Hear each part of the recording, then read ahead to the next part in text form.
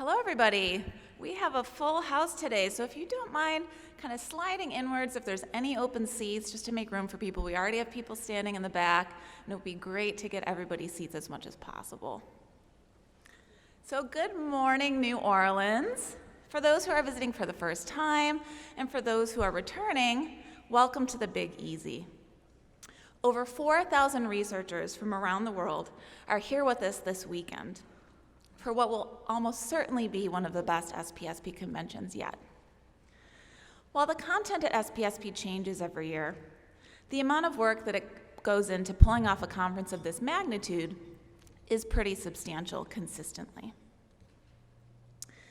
And so this work takes the help of many volunteers, and I would like to take a moment to recognize the committees and volunteers that have worked year-round to make this convention happen.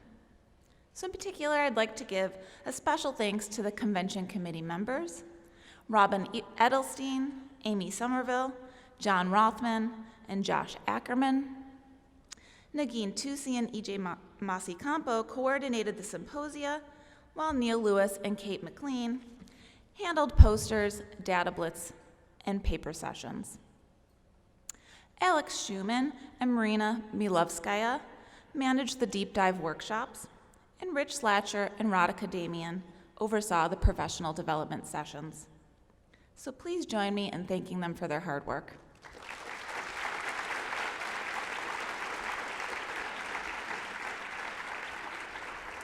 There's one more group that I'd like to recognize today, and that's the SPSP staff, without whom this would not be possible. So please join me in thanking the SPSP staff for their work in making this convention possible.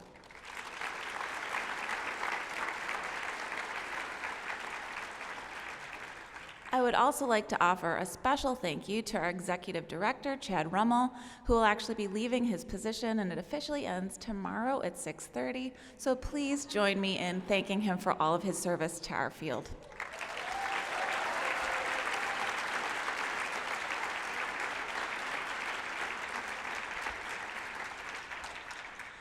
So I encourage you to spend time reviewing the many sessions offered over the next 2 days. I would like to call your attention to the 2 special invited sessions, both held in this room. So in the first, it's titled, What Do We Know? And What Should Be Teaching Others About Our Field? And it's this afternoon at 2:15. The second is titled, Sharing Psychology, The View from Other Disciplines, and it's tomorrow at 2:15, again, both in this room. So there are several receptions throughout the weekend, giving you the chance to network and socialize with your colleagues. And all of these sessions and social hours, plus any pop-up programming that's created by attendees spontaneously on the site, can be viewed in our mobile app, which I do encourage you to download. And finally, I'd like to offer a huge thank you to the sponsors who make this convention possible, including Sage Publications, Facebook, Hogan Assessments, SNAP, Weight Watchers, and Visit Austin. So please take a moment to visit them and the other exhibitors in the exhibit hall. So I hope you have a great convention, and I look forward to seeing many of you this weekend. At this time, it's my pleasure to introduce your 2020 SPSP President from the University of California, Berkeley, Dr. Rudy Mendoza-Denton.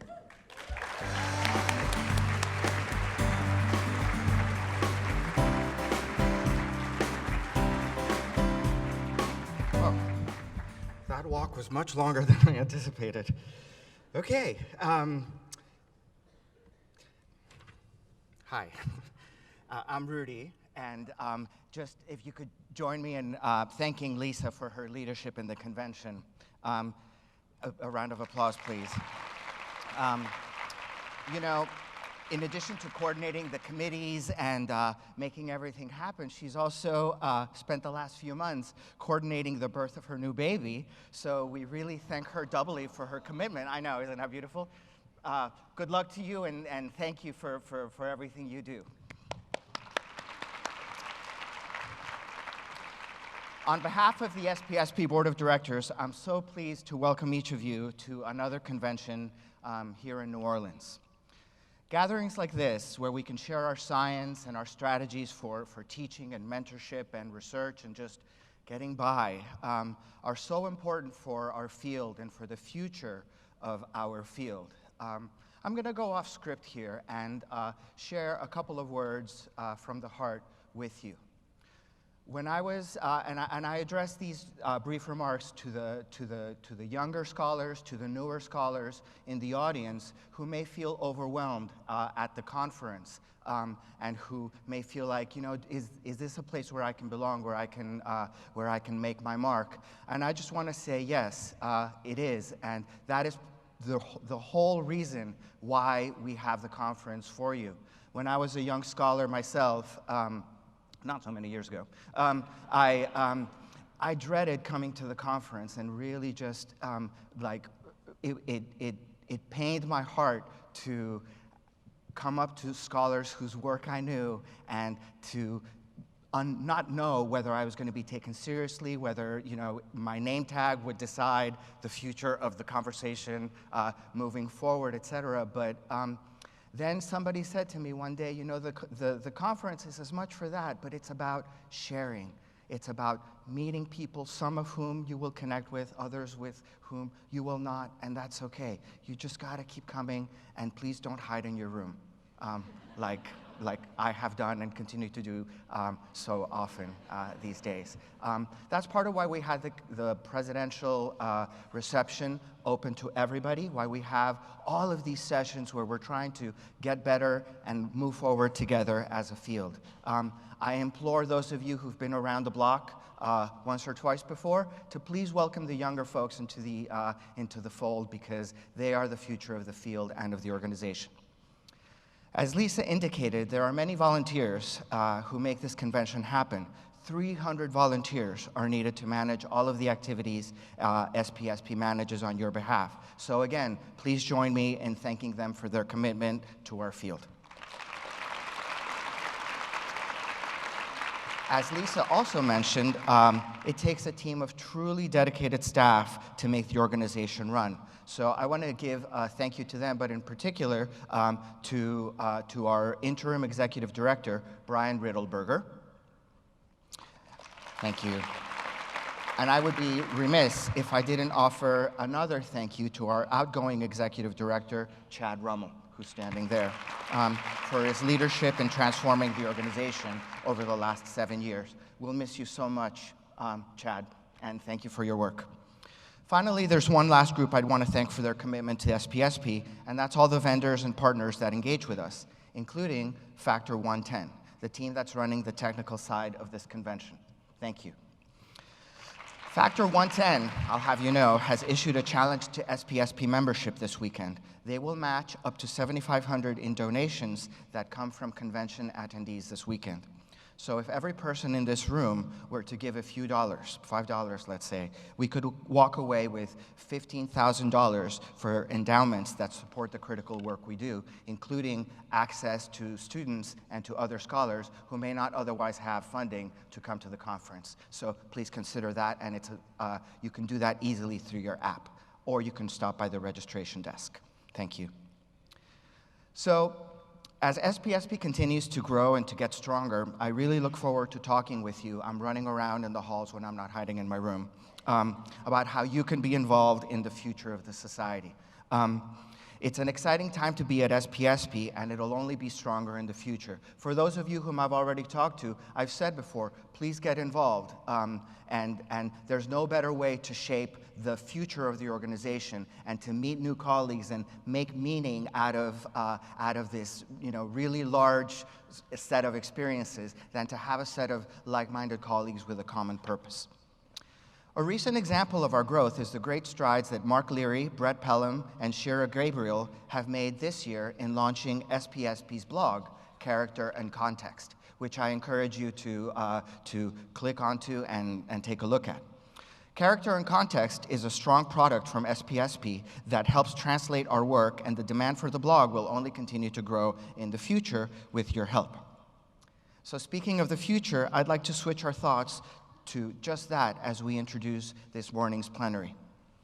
We've been talking about big data for many years.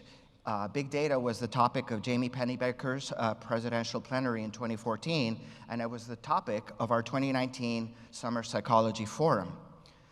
But the more we know about big data's use of algorithms and artificial intelligence, about how machines are programmed to begin to make somewhat independent decisions, we must begin as psychologists to question the role that bias plays into those decisions.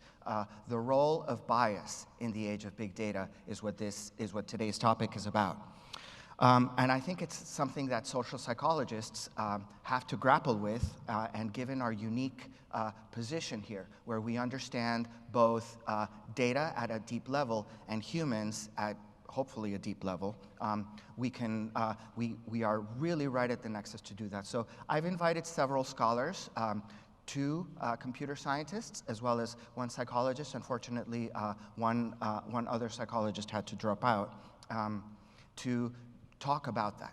The format is that they will each give 15 to 20-minute talks, and as they speak, there's an opportunity for you to submit your questions through the app. I will receive those questions in my app, and then I will moderate the session. So just know that it's not my questions, but your questions that I'm trying to direct to the group.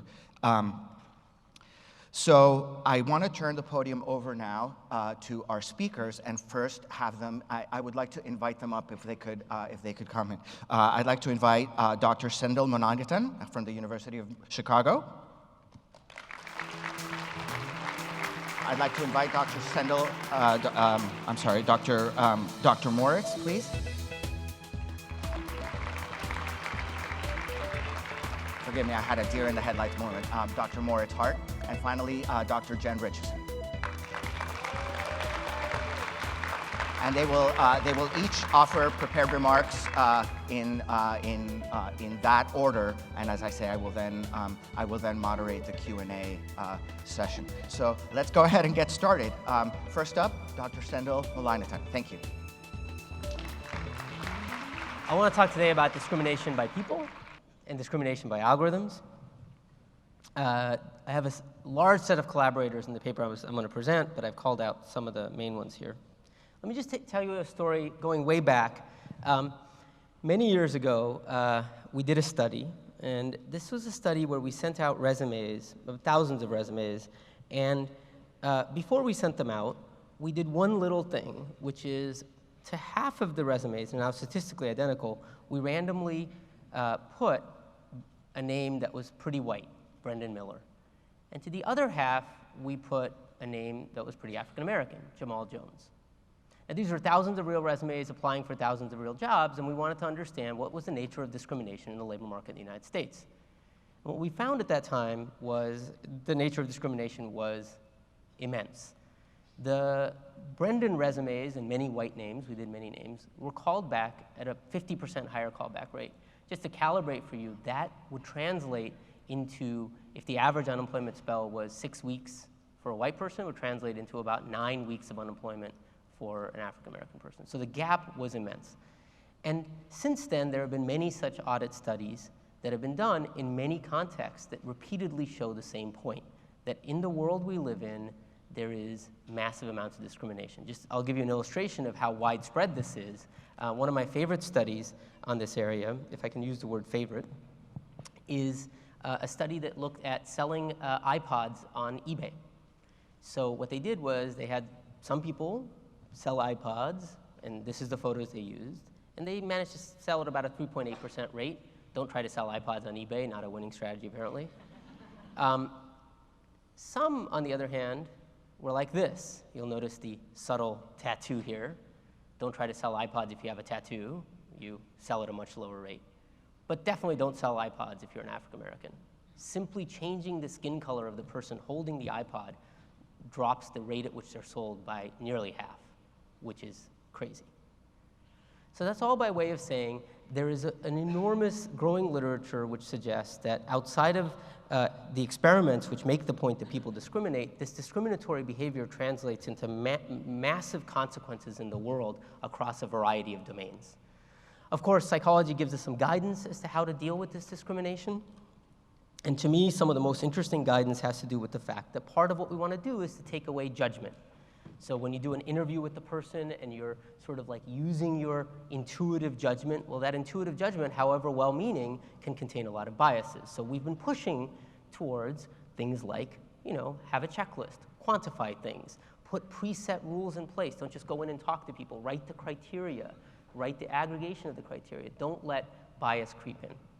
I'm saying all this because I'd say around circa 2010, my thinking on this issue was there's a lot of human bias, much of it unconscious, and the corrective for it looks a lot like algorithms. After all, what is a list of things and trying to apply rules but to take us out of the equation, to de-bias ourselves? So there is a sense in which around 2010, I would have thought, I would have completed this by saying, hey, look, humans are biased. The more rules that we can put in place, the more we protect ourselves from ourselves. So let me fast forward. Don't worry, I'm not going to go year by year or month by month. Let me fast forward to another study that we did a couple of years ago, and I think it came out just last year. So this is a study that was also an audit study. It was also an attempt to understand discrimination in the world. This was a different context. It was not employment. Arguably, it was possibly more important depending on your perspective. This was healthcare.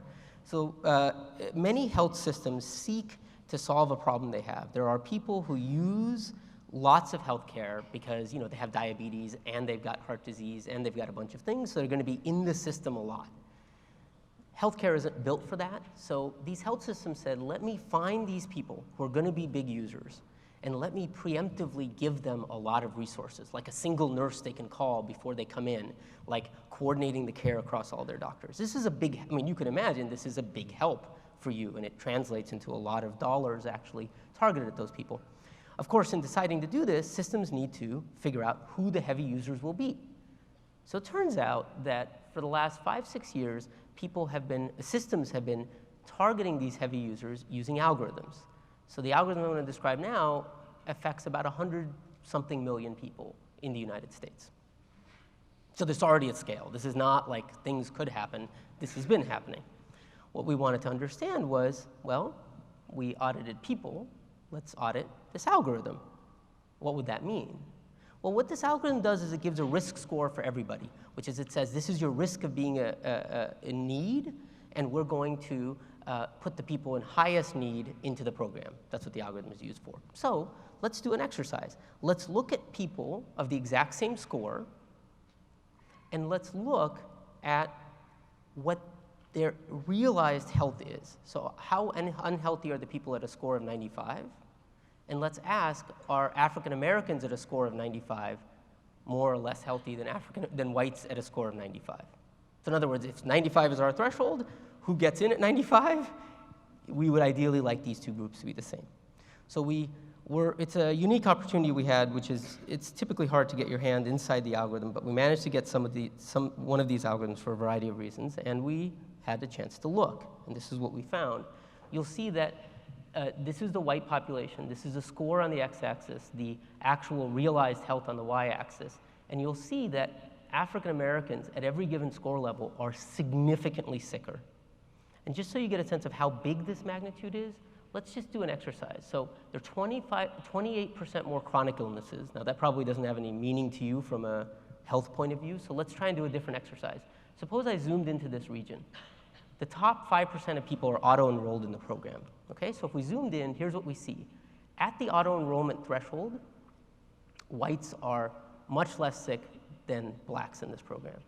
So what if we just started to do an exercise where we simulated replacing these healthy whites, take them out, and put in these less healthy African Americans, and keep replacing until we had people in the program that were of same health? We would find basically we more than doubled the fraction of African Americans in the program. So I want to put this in perspective. This is about 100 million people that are being affected. So the magnitude of this problem is immense, and the quantitative, not just the quantitative scope is big, but the level is big as well. We're talking about millions of people who are not getting healthcare resources that they otherwise would have gotten who are African American. Okay, of course, I tell this story because I want to tell it autobiographically. By no means is this paper like, oh, an important or first paper on algorithmic bias. Leading up to this, I was motivated by tons of research that had shown algorithms have a lot of biases. So for an example, if you just go onto Google and search for nurse, this is what you get. You'll see something is missing. If, on the other hand, you search for CEOs, this is what you get. You'll notice something else is missing. There is attempts to fix this. This is Google after the study came out. Somehow they went in and hardwired this solution. It feels like dealing with a symptom. Of course, it's not simply that. There was a ProPublica article, if you haven't read, which was really kindled this literature empirically that said, look, algorithms are biased in the criminal justice system. There was books like Weapons of Math Destruction, and this was very telling to me. In May 2016, the Executive Office of the President, or it's like a little before, they started in 2015, decided to do a report on big data.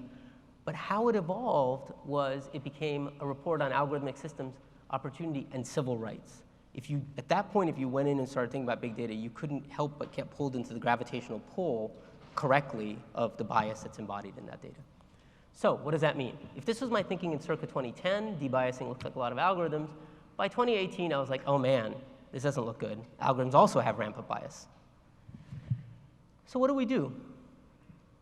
Let me tell you my thinking circa 2020, which is now. I can't tell you what I'm going to do in 2021, so if you know, you should let me know. My primary goal in this talk and in my research in this area is to improve the lives of disadvantaged people. So there's a science element, but I'm using science for this purpose. Now, if I take that goal seriously, the burning question in my mind is this: should I be a decrier of algorithms? Should I say, look at all this bias? Should I be a promoter, given that I know that humans are biased? I mean, it's good to say both, but when? In what context? It's just to make it very concrete, to go back to the original resume study. If a firm came to me and said, I'm thinking of using an automated tool to screen resumes, should I be like, no, that's terrible? Really? So go back to the people that were discriminatory? So I don't know. I mean, I'm genuinely confused. What am I supposed to do? So I see no easy answer. And what it made me realize is I need a crisper understanding of how algorithmic biases and human biases compare. To simply say they both exist doesn't give us enough guidance forward. To simply study one in isolation doesn't help us. And not just in magnitude, like, oh, both are big or one is bigger, but what is the nature of their bias? We've had a large literature by many people in this room and your advisors that have really unpacked what human bias looks like. Can we compare that qualitatively to how algorithmic bias look like, and does that give us some insight? So let me do this quickly by giving you a comparison of our resume audit and our healthcare audit. The two side by side, I think, for me, told an important story about the nature of these biases. So let me start by comparing on 3 dimensions. You have to uncover bias, you have to understand what's causing it, and then you have to fix it. If you're going to do something, those are the 3 things you're going to do. So let's try and do each of them. Let's talk about uncovering bias.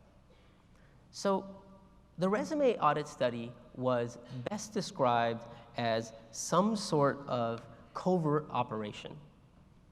The activity that we had to do that study was almost comical in nature. Think about what it means to send out thousands of resumes. We had to set up phone lines, we had to do this, make up resumes, send these things out. And at the end of the day, what did we get? We got some statistical evidence that this whole group of employers was doing something after a whole lot of creativity. Anyone who's tried to unmask and pinpoint bias in the world knows this frustration. It's clear we can see the outcomes that somewhere along the chain something is wrong. But go to pinpoint where in the chain it is, it's hard to marshal statistical evidence that this employers are the ones who are screwing up, or it's at this stage of resumes. It requires insane creativity. Go back to the algorithmic audit study. That was like knife through butter. Here was the algorithm. What did we need to do? It was like just code. I could just run a bunch of people through it. I don't mean to imply it was easy. There's a lot of subtlety, a lot of technical subtlety. But by comparison, the algorithm audit study was straightforward. It did not require covert activities.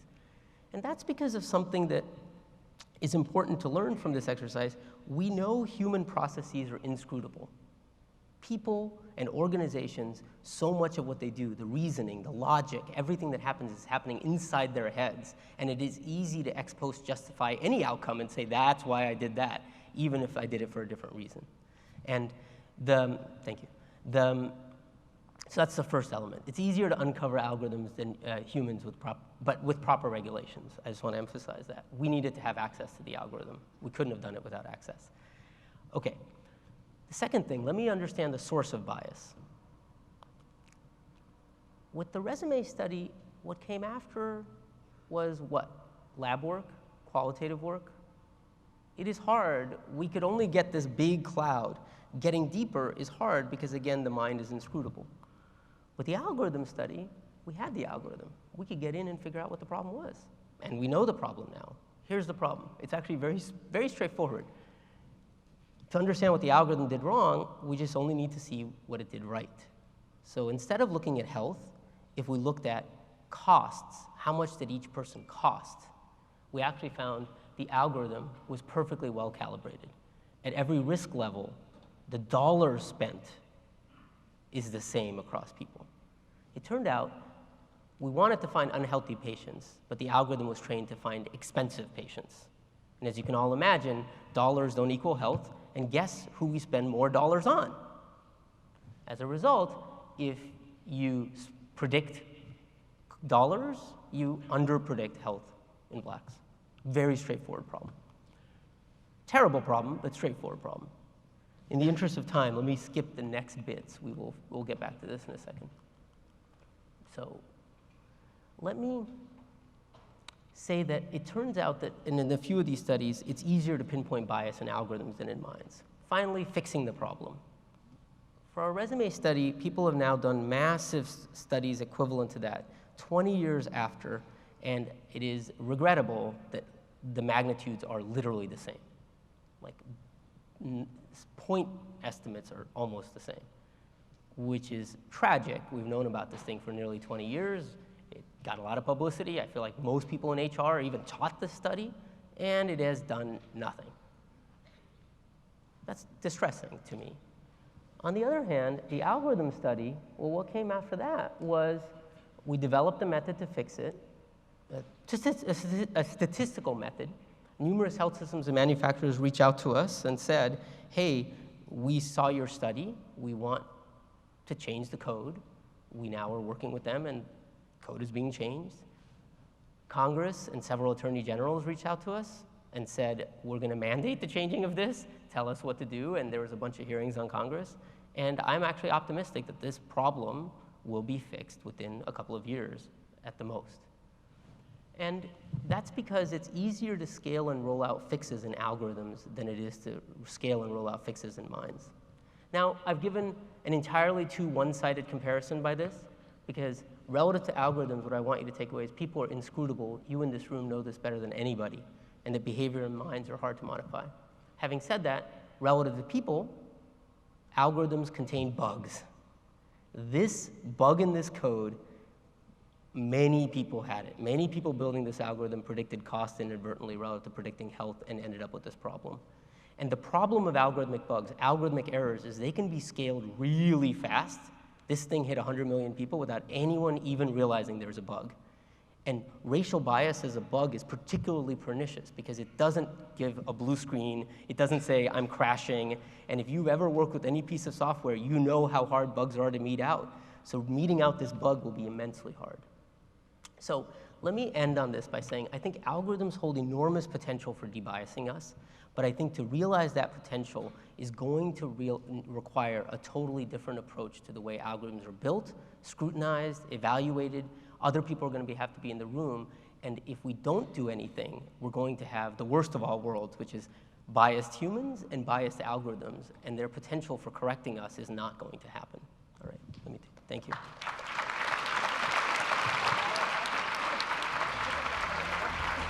Okay, in the interest of time, I'm going to introduce our next speaker, Dr. Moritz Hardt.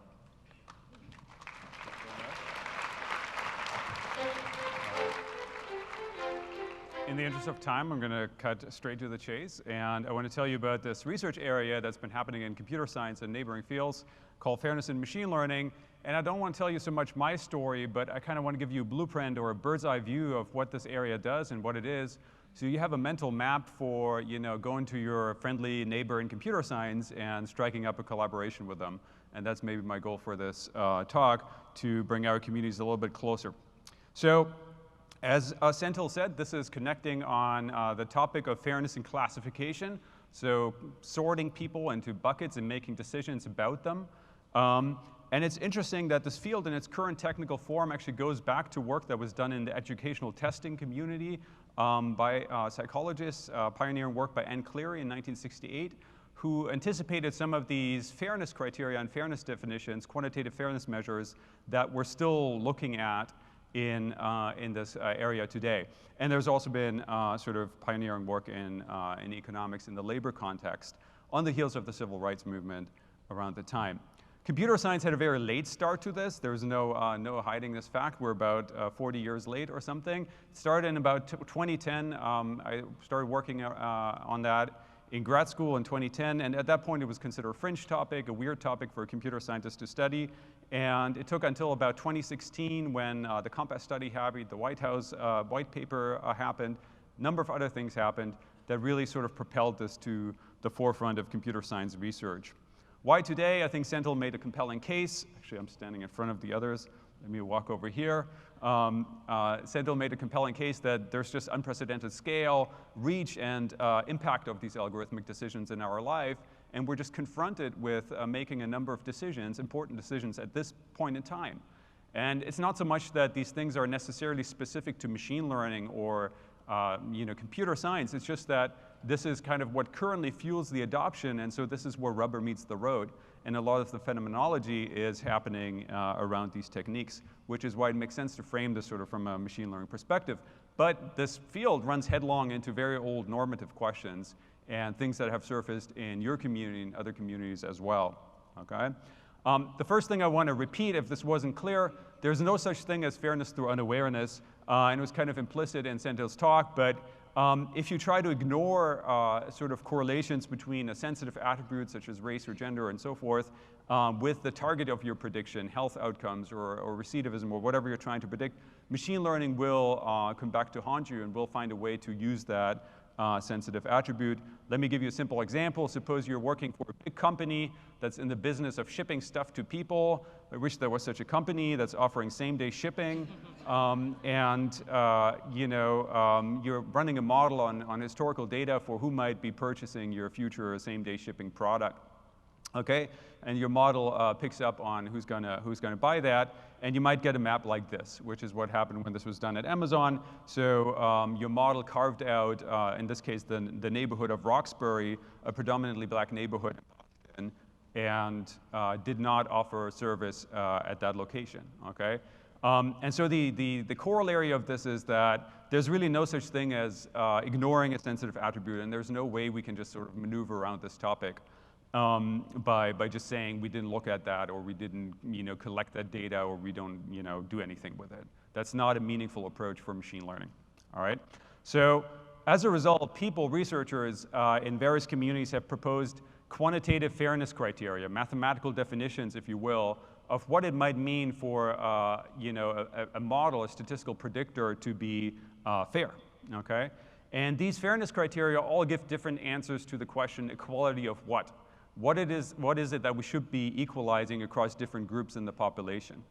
And they formalize this question, equality of what, in terms of the covariates of your problem, let's say the patient records, X, group membership, in Sendhil's example, African-American patients, white patients, and an outcome variable like a health outcome and a risk score. How likely are you to have that health outcome? Okay, so this is the typical prediction setup. And then the three most common fairness criteria are fairly intuitive. They all trigger different moral intuitions that you might have. The first one says, hey, if you just collect a bunch of data, you plot out your risk score, that should look the same in all groups. If you just, you want to see the same distribution of your risk score in all groups. That's one thing that sort of triggers the intuition that, all groups should be equal for your problem. But another reasonable thing to ask for is that actually your predictor makes the same rate of errors in all groups. So the rate at which you make false positives, declaring a healthy patient sick, declaring a sick patient healthy, that is the same in all groups. So you want to equalize the error rate, not necessarily what your score looks like. And finally, the criterion that was implicit in Sendhil's talk is predictive parity. You want that your score means the same thing in all groups. Okay? So if you see a score of 0.8, that really means like a 0.8% chance of, or 0.8 probability of getting the outcome regardless of group membership. Okay, that's predictive parity. So you're equally predictive in all groups. These are all reasonable. You could go on, make a case for each of them, and sort of motivate them from a moral perspective. So let me point out some limitations of these that you run into right away. The first one is that they're all mutually exclusive. So if you want to have more than one out of these three criteria, you can't have it, except in special cases. Okay, so you have to, if you think more than one is reasonable, you're in a bit of a pinch because you can't have them both. Okay, and also this should be clear to many of you who are quantitative folks. These are all about correlation and not cause. Okay, so these are all about what things correlate together, and they're not talking about causation. And as a result, there's been a whole lot of work in this area on causal fairness criteria and what are we going to do with causality to mitigate some of the shortcomings of these criteria. Okay? And there was a famous debate, the Compass debate, an important debate. It's in some sense unresolved, still goes on, about risk scores in the criminal justice system. Okay? And there was an article by ProPublica that alleged this criminal risk score Compass, or showed that this criminal risk score Compass has a higher false positive rate for black defendants than for white defendants. So black defendants who ultimately did not go on to recidivate were declared high risk at a higher rate than white defendants. And ProPublica said that surely seems odd, that surely seems very problematic, and we call that biased. Okay, this is our definition, and this is the error rate parity that's violated. Then the maker of these scores said, well, wait a minute, we know this, and our scores satisfy predictive parity. They're equally predictive in these two groups, so the scores mean the same in all groups. Okay, and this is what we're designing for. And so there is an impossibility result because black and white defendants have different distribution of recidivism in the current population as it is. Predictive parity implies that you cannot have error rate parity. Okay, so if if North Point is insisting on one of these three fairness criteria, you can't have the other one. Okay, and so this is the upshot of this Compass debate, which closely followed along the contours of these fairness criteria. But I want to ask a different question, or you should raise this question. Why are we even talking about prediction? Why are we taking the statistical prediction perspective in the first place? And you could ask, is that too narrow a perspective? Okay? So the scholarly debate around Compass was all about the tension between these fairness criteria, and academics were kind of smitten by this neat impossibility result that sort of this debate got stuck in. Okay? Others rightfully pointed out that there are all sorts of measurement biases here. Recidivism mostly picks up on who gets policed, right, which might perpetuate historical patterns of disadvantage in the way we police neighborhoods in the United States. Okay? But I want to make an even broader point now, which is that there's a, all right, let's try. Okay, I was pressing the pointer. I hope I didn't blind you over there. Okay, tricky. So the broader question I want to ask is, what if the problem is not how we predict, what data we use, what features we use, what fairness criteria we adopt, but that we predict in the first place, that we choose to use prediction as the way we look at the world. And let me make this point in the context of failure to appear in court, because it doesn't have some of the measurement problems. If you're not in court, you're not in court.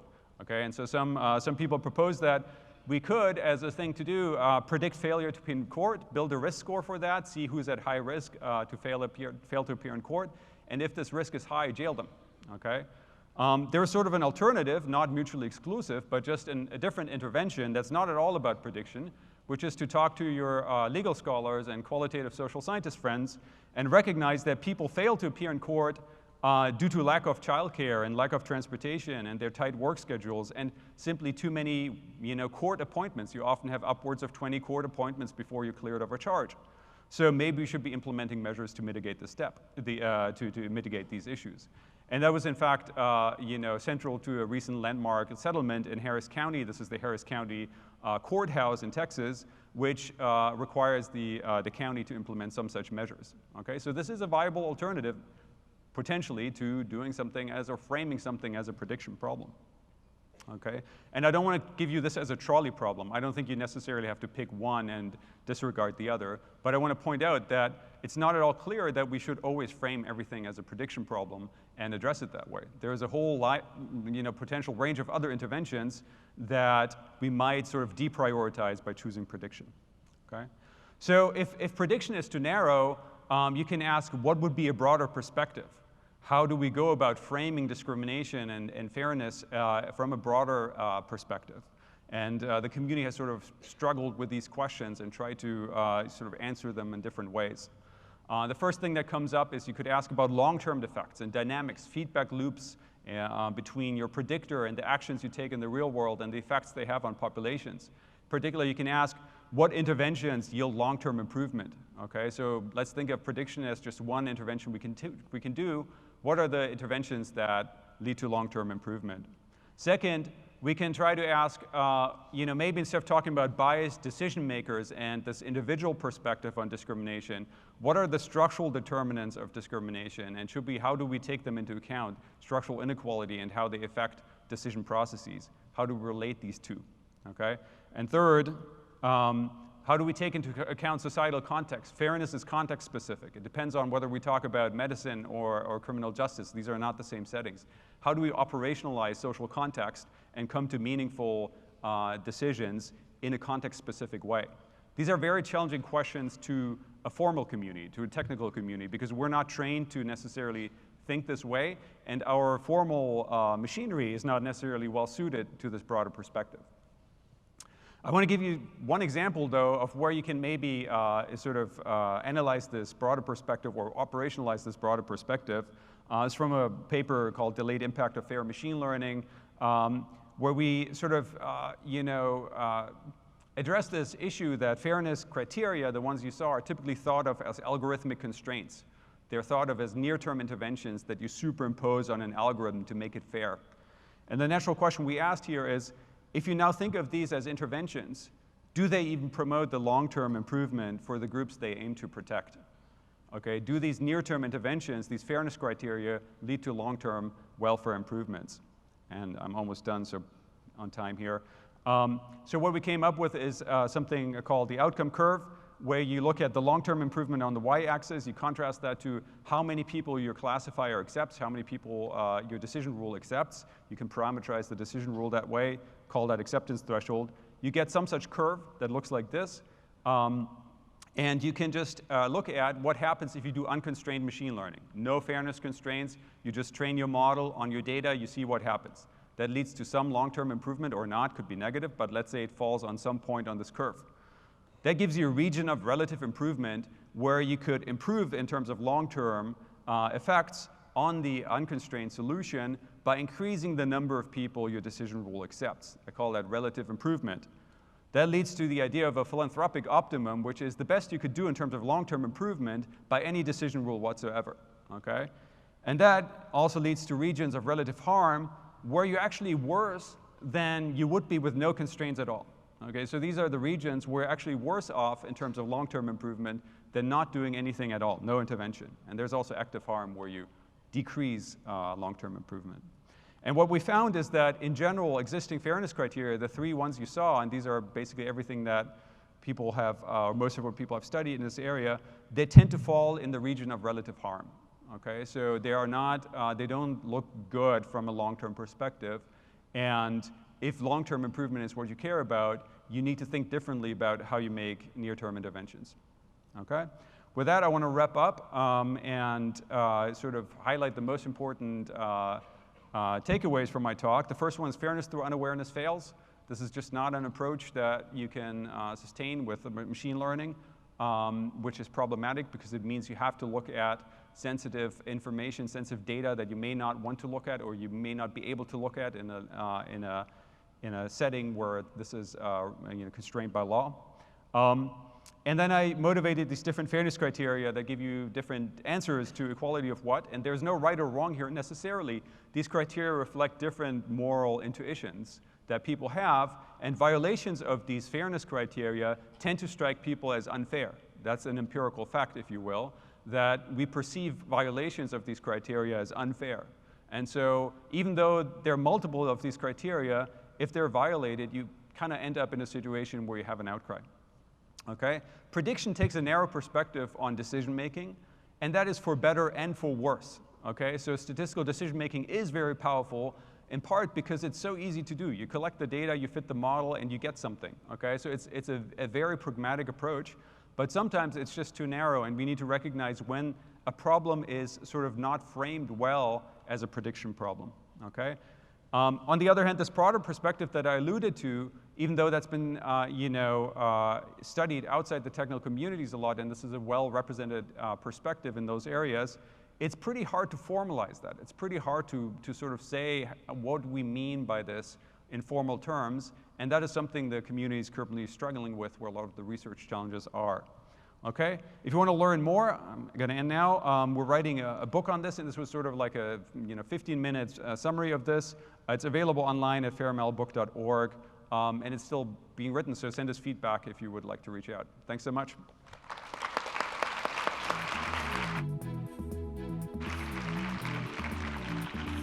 Okay, Dr. Jen Richeson. How much time do you actually have? You have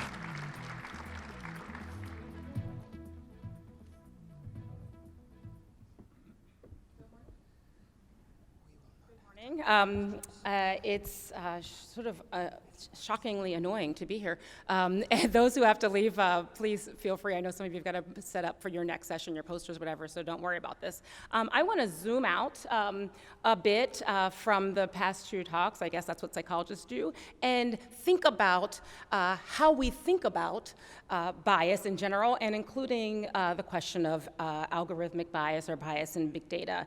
And I'm going to do it under a framework that we've been working with in my lab called the mythology of racial progress. So, when we think about this question, is there bias? Where is it? What does it do to? What are the costs? I think it's helpful to think about, well, what do we think about sort of bias more generally? So this mythology of racial progress idea is really quite simple. It's that in our country, America, that's the one we're in, but in many others, we have this relatively, I think, quite actually mythic idea that across time, you can start maybe in slavery, and moving forward, we have gotten less biased, or if you want to use the y-axis, we become more equal racially, right? We become more tolerant. And, not without some efforts, right? Martin Luther King did some stuff. Then more things happened. Barack Obama happened, right? It was change we could have possibly believed in. And all of that, changed the trajectory, but really we have this sense of ourselves that this progress is naturally occurring. It's relatively linear. When it deflects in a positive direction. And more importantly, it's sort of going on its own with little efforts on our part, okay? And we will get there. And we've shown that this type of idea influences not any number of outcomes that are important, including our perceptions of how equal things are right now, and certainly what we believe necessary to achieve equality, what interventions, if any. And I think this question of AI or big data, algorithms, nicely actually summarized by Sendhil, is sort of a place where we think, oh, this is, a great intervention. So I have, I think, like negative 20 minutes. So I'm just I'm gonna pop around a little bit. I know that's sort of frustrating because you'll see the slides, but I just want to say a little bit about, what we've been doing and how I think big data fits. So just quickly, with lots of people in this room, including Michael Krauss, we've been really trying to examine what Americans believe about racial economic equality. And across a number of studies, we've shown if you ask people questions like this, for every $100 of wealth accumulated by the average white family, how much wealth has the average black family accumulated? And you ask them multiple times, so 100 is equal. You ask them multiple time points, so today, which at the time was 2016, but several points earlier, we did this across 12 time points. And what you find is that people on average believe that the wealth gap has closed, okay, across time, and it's gotten better across time, all right? But this is reality, okay?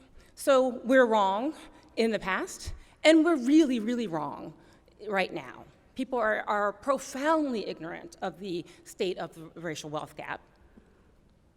And they're increasingly wrong the more you ask them in this way that activates this racial progress narrative. So this kind of way, when you're asking about multiple time points.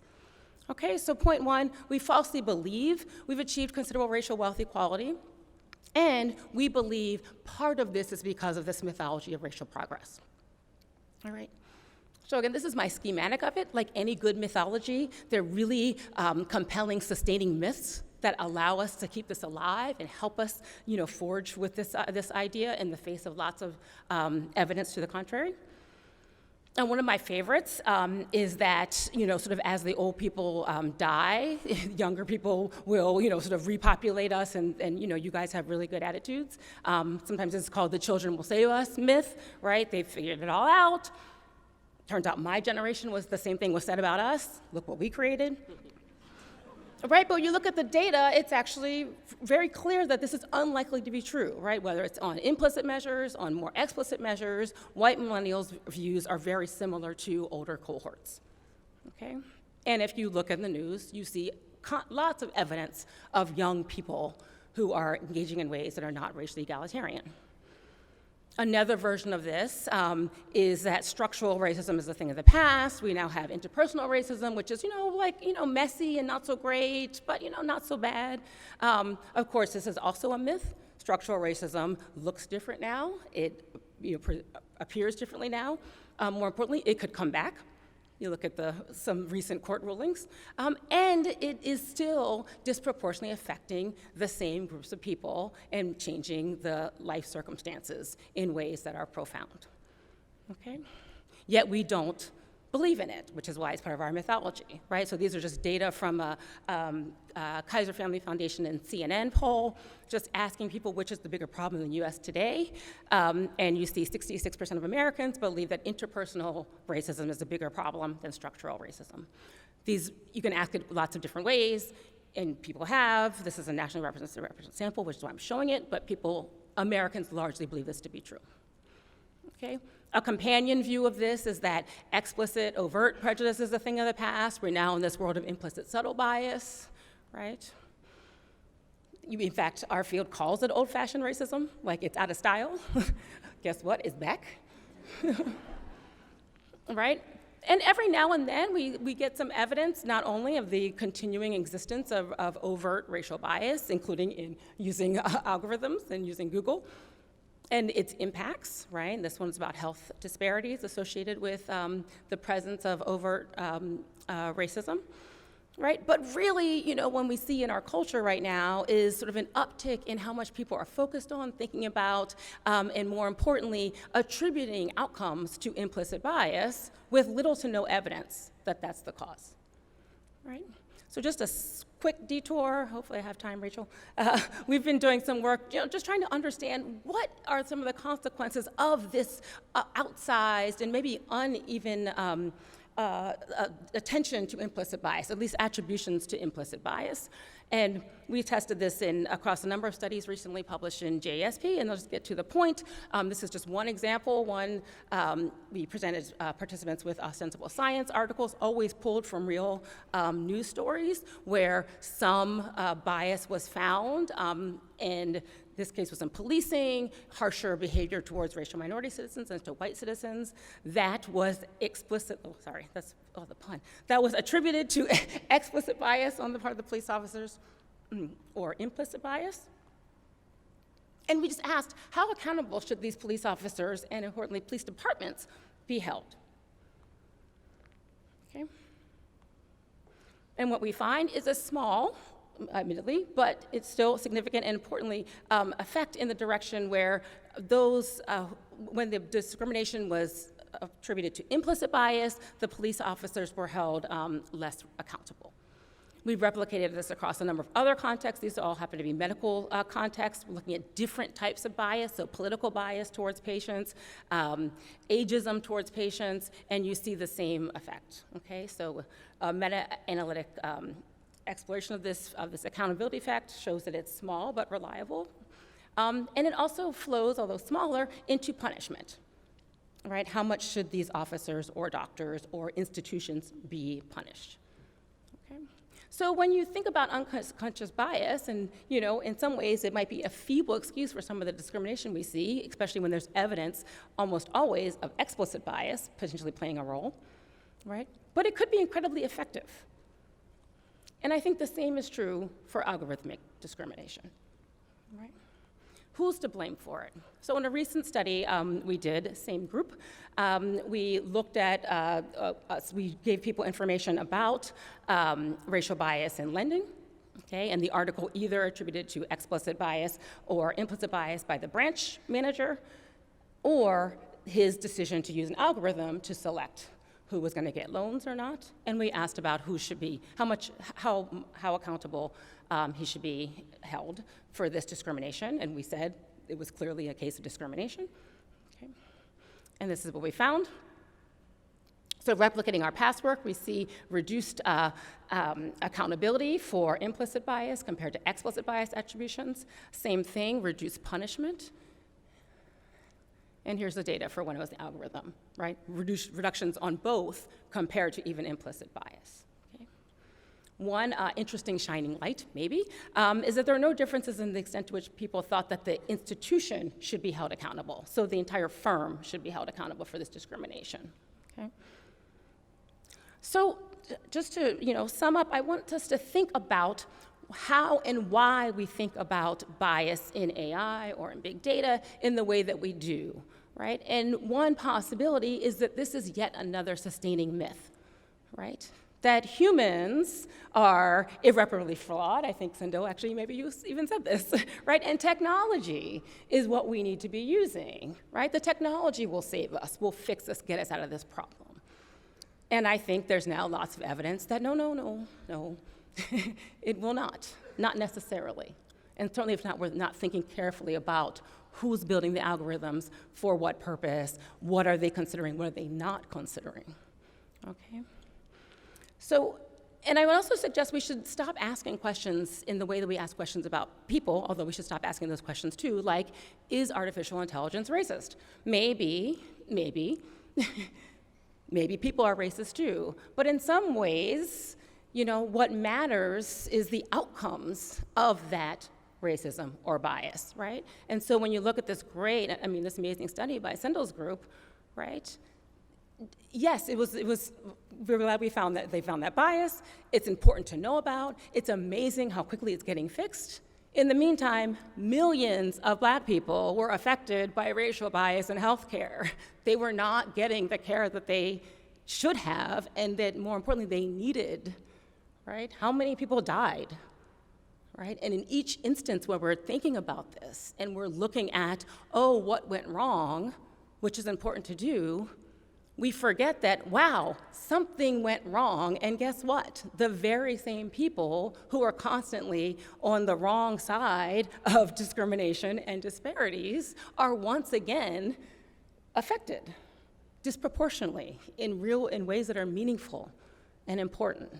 And so I think we really need to fundamentally change how we're addressing this question, and not because we don't want to fix things, but our faith that if we do nothing, or if we do this one thing without any evidence that things will necessarily be better and not be profoundly worse, is just wrong. So I invite you to, consider your own participation in this mythology and where you sort of slide into it and assume that things will be going okay without intervention, or what interventions you think will work and will not work, and what evidence you have for that. And then decide for yourself to, instead live in reality, right? Because we cannot reduce racial inequality if we don't acknowledge it, properly identify its causes, and hold people accountable for contributing to it. Thank you.